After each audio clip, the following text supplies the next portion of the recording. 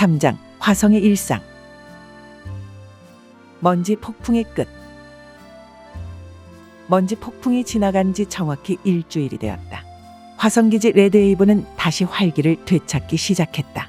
붉은 먼지로 뒤덮였던 기지 외벽은 복구팀의 세척 작업으로 반짝이며 본래의 금속 광택을 드러내고 있었다. 준호는 팀원들과 함께 시설 복구 작업을 준비하고 있다. 그의 팀은 화성기지의 응급 구조 및 시설 복구팀으로 주어진 임무는 긴급한 상황에서 인명을 구조하거나 기지를 복구하고 모든 설비가 정상 작동하도록 만드는 것이었다. 팀에는 8명이 소속되어 있었고 그중 준호가 팀장이었다. 응급 시설 복구팀. 좋아, 다들 모였군. 알다시피 나는 지구 우주연합 사령부 소속으로 있다가 이번에 레드헤이븐의 응급시설복구팀 팀장으로 부임한 강준호라고 하네. 자, 그럼 한 사람씩 소개를 부탁하지. 준호가 미소를 지으며 말하자 요한이 먼저 입을 열었다. 안녕하십니까, 팀장님. 저는 정요한입니다. 이전에는 지구의 뉴욕 본부에서 팀장님과 함께 근무한 적이 있었죠. 그러다가 3년 전에 여기로 정근 왔습니다. 건축과 기계 설비가 제 전문입니다. 굳은 일마다 하지 않는 성격이라 예전처럼 편하게 대해주십시오. 다음으로 기석이 손을 들어 인사했다. 저는 김기석입니다. 팀 내 최연소예요. 그런데 저도 은근히 고된 작업을 좋아하는 편이라 팀장님께서 체력적으로 힘든 일이 있으면 저한테 던져주시면 됩니다. 그의 옆에 앉아있던 캐서린이 작게 웃음을 터뜨리며 말했다. 저는 캐서린이에요.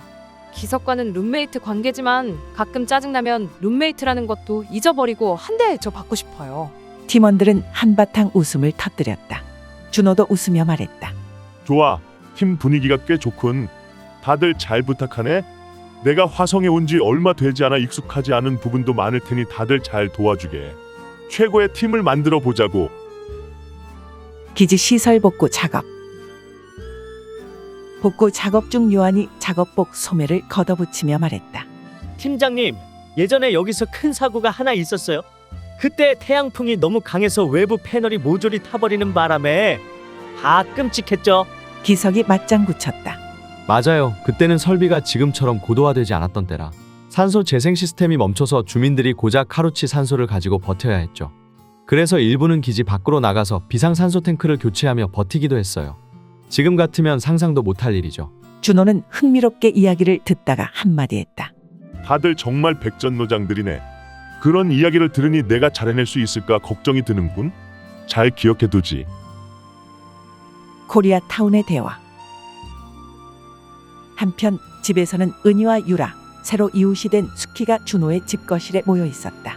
세 사람은 첨단 휴대용 패드로 각자의 일을 하며 이야기를 나누고 있다. 은희 씨, 우린 이 구역을 코리아 타운이라고 부르거든요. 근데 코리아 타운이 만들어진 게 정말 신기하지 않아요? 유라가 커피잔을 내려놓으며 말하자 은희가 웃으며 고개를 끄덕였다. 그러게요. 화성기지에서 이렇게 한국 사람들이 몰려 사는 건 우연일까요? 아니면 지구에서 일부러 배치한 걸까요? 수키가 대답했다. 아마도 우연이겠죠. 저희 비상식량 제조팀도 한국 요리를 참고한 식단을 자주 연구하거든요. 덕분에 화성에서 김치찌개를 먹을 줄은 꿈에도 몰랐어요.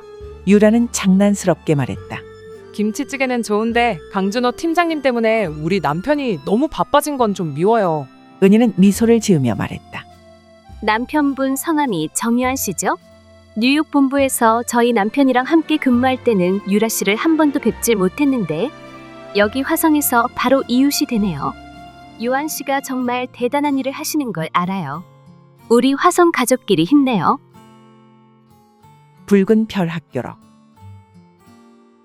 아침이 되자 라헬은 옷을 입고 학교에 갈 준비를 마쳤다. 화성에서는 비상 상황에 대비하여 응급구조 키트까지 챙겨야 한다. 창문 밖으로 보이는 화성의 붉은 대지 위로 햇빛이 비쳤다. 엄마, 다녀오겠습니다. 라헬은 활기찬 목소리로 외치며 집을 나섰다. 라헬이 다녀야 할 학교는 화성에 하나밖에 없는 배움터 붉은 별 학교다. 조심해서 다녀와, 라헬. 은희가 뒤에서 말했다. 로봇 선생님 프로페서 제이. 붉은 별 학교는 작지만 특별했다. 총 54명의 학생들은 초등, 중등, 고등, 대학 과정으로 나뉜 4개 반에 편성되어 있었다. 라헬은 중등 과정에 배치되었다. 첫 수업은 AI 로봇 선생님인 프로페서 제이와 함께였다. 그는 인상 깊은 금속 얼굴에 초점이 잡히지 않는 눈을 가진 로봇이었다. 학생들이 속닥이는 것을 들으며 프로페서 제이는 말했다.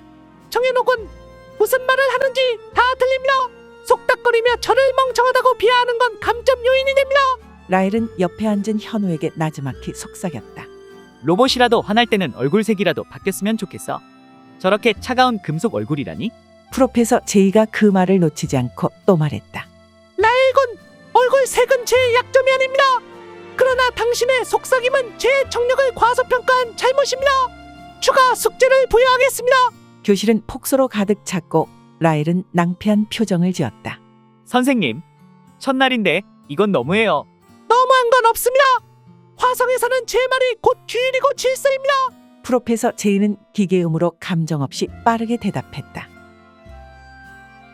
다음 시간에는 제4장 푸른별 지구를 닮은 소녀가 계속 이어지겠습니다.